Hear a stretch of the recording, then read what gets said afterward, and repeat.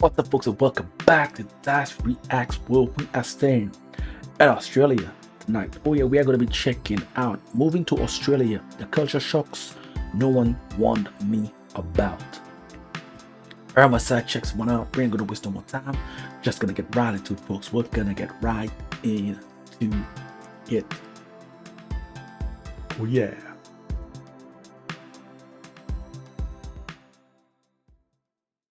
If you've never been, forget everything you know about Australia. Kangaroos, beaches, a few g'day mates. But there's a lot more to this beautiful country that continues to exceed my expectations. Let me tell you exactly what it's actually like to live as a Brit on the Gold Coast.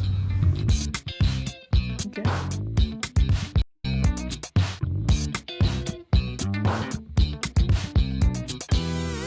Alright, I'm currently working. Those of you that don't know, I work as a mobile physio, which means I drive to people's houses. And one of the most common things probably that I hear from British people that want to move to the Gold Coast, or at least to Australia, is a lot to do with the weather. But it's not just about the weather. Yes, it's a lot warmer here. Yes, it's a lot sunnier here. It does still rain and it does still get a bit chilly in winter, especially at night. However, the reason us Brits, and if you're an Aussie watching this will hopefully help put it into perspective for you why, as a British person, we like good weather. It's the opportunity to live a life and do things with your time, especially with your spare time, that you just don't get the opportunity to do in the UK. The good weather's great. It puts you in a good mood. Relentless rain, which I do imagine parts of Australia do get, especially like Tasmania from what I've heard. Relentless rain really gets to you eventually. But the reason I love living on the Gold Coast and living in a place where the weather is generally pretty good is the opportunity that it gives me to go surfing, go walking, get to the beach, be outside, be at one with nature without being absolutely soaking wet and freezing cold. And then there's the mood. You wake up in the morning, look outside, the sun's rising, it's all orange and yellow, it looks beautiful, like it was this morning when we go for the gym. It gives you motivation, it gives you optimism, but most importantly, it allows you to do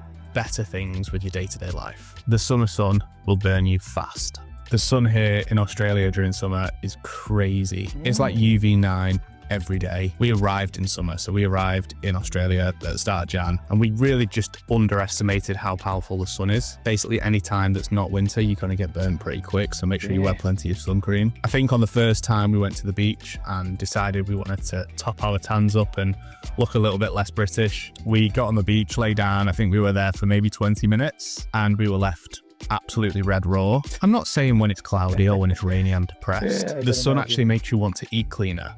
And I want to talk a little bit about the food.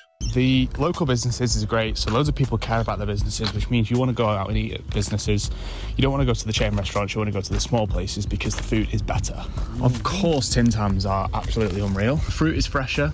The meat is a lot nicer. Because Australia is such a big country, I imagine it's all locally sourced for that reason. I've not tried Vegemite yet. A food shop over here is maybe a little bit cheaper, so we, for two of us, spend around $200 a week on food. That's about £100 a week. And then finally, the best part about eating in Australia and the food in Australia is the atmosphere when you go out to eat. The atmosphere in the cafes and the bars on the front by the beach, especially on the Gold Coast, it's just absolutely amazing. We really like to go to the pavilions, and something you'll notice if you ever move here or if you already live here, especially on the Gold Coast, is each suburb along the beach has its own pavilion, or most of them do. So you've got like Burleigh Pavilion, Main Beach Pavilion, and all of the others. They're usually located right on the front so that you've got a sea view. You can have a drink if you want to. They've normally got a bar, but also do really good breakfasts. If you are on the Gold Coast, or if you live on the Gold Coast, I can definitely recommend the breakfast burgers at Main Beach Pavilion. That's probably our favourite breakfast spot so far. If you compare that to back home in the UK, again, pretty good options. I think eating out is a lot more expensive and the variety of eating out isn't that good. I've got to go and work and see a couple of patients now, so I'll check back in with you soon with the next thing that I didn't expect when I moved to Australia.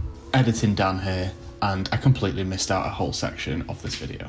You have to bear in mind that I've only been here for 7 months, so there's probably a big portion of the culture that I've not got to grips with yet, but from my understanding so far, this is what it's like. If there's any part of the culture in Australia that you particularly like, then please pop it down below.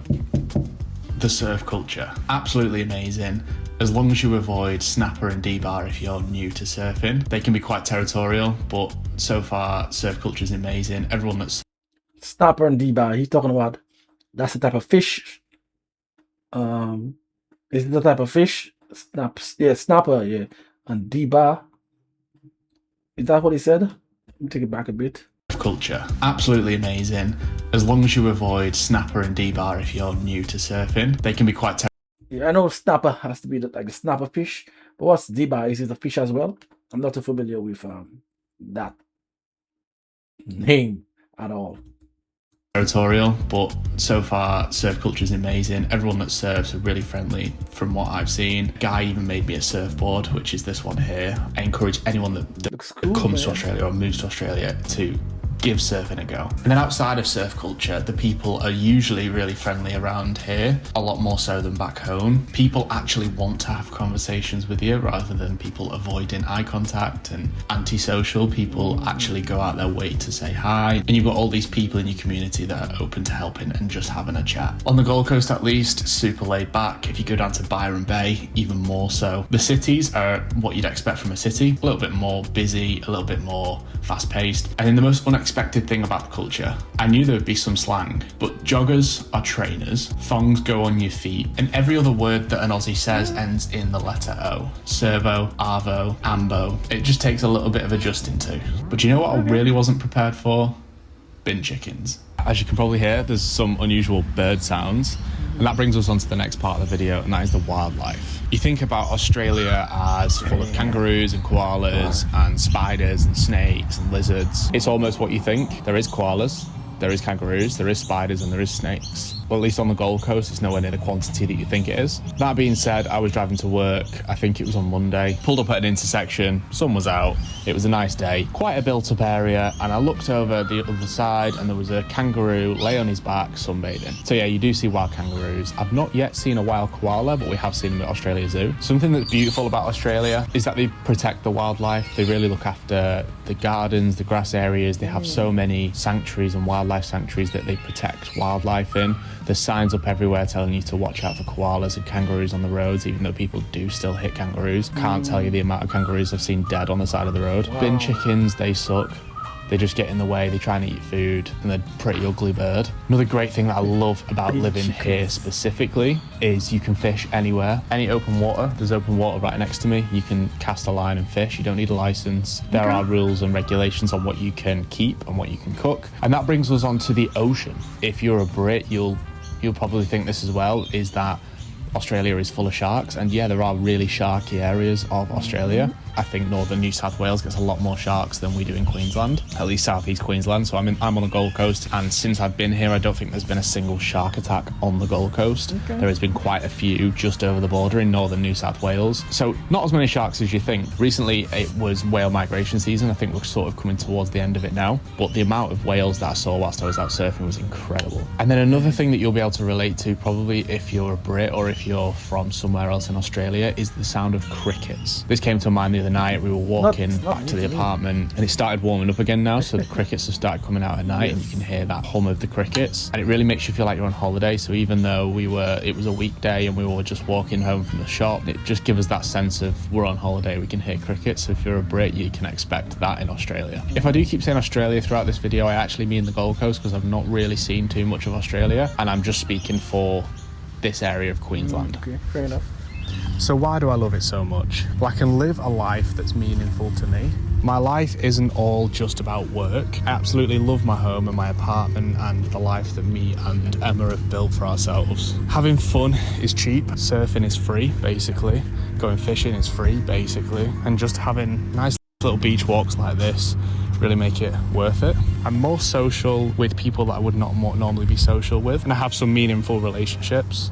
I start every day with a sunrise and gratitude. My salary's higher, and it reflects the experience and the study that I've done. And finally, it's caused me to take a step back and realise that I actually have it all, everything I could ever need. If you like this video or you found it useful, then... Well, the title of this video is a little different from what I was expecting, but I mean, it's just how he views it. He likes to do adventures, so I can understand that kind of climate is welcoming for him. Basically, year round he could do those activities outdoor, and like he said, he's more social with a climate like that where everyone is really helpful and they're not shy per se, and they are willing to start up conversations with you. If you're an outdoor person and you were once shy, maybe like back in your country, it's going to open up and it's going to rub off of you, where you become more of a social person in that kind of setting. So I can see how Australia has helped him in terms of socializing and being more confident. I don't know if he said where he was from, but if I missed it, hit me up in the comments, because I would get even like a better contrast, depends on where he came from. When they talk about the crickets, man, it's not new for me because I go through it every day. I live on an island called St. Lucia. It's part of the Caribbean, and I experience this cricket noise every day. Some days worse than others. I mean, I'm so accustomed to it, sometimes you don't even hear it because it's so natural hearing it, like you don't even realize it unless you're doing something that needs silence, like recording. You're damn right, you're gonna notice how noisy they are, but it's something we deal with every day, and it's not a problem unless, like I said, you're trying to do something that requires some silence. If you want to see that long drawn archer that I do, hit me on Dyce Reacts, where the music reactions. This is where I'm going to be making my exit. Until next time, peace out.